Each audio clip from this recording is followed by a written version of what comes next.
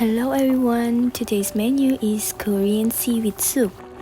Our ingredients are dried seaweed, beef, and minced garlic.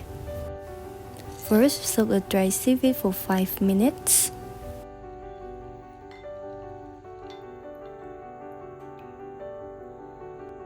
Then add the oil to the hot pan.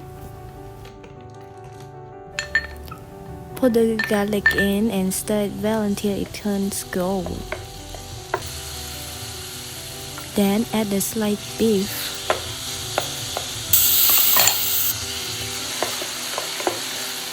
When the beef is cooked,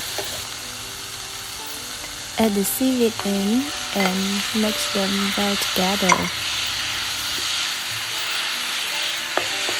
After that, add 2 bowls of water. When the soup boils, add some soy sauce. Add 1 teaspoon of chicken powder and let it boil for 10 minutes. Now our Korean seaweed soup is ready to serve. Thanks everyone for watching my video. Bye bye.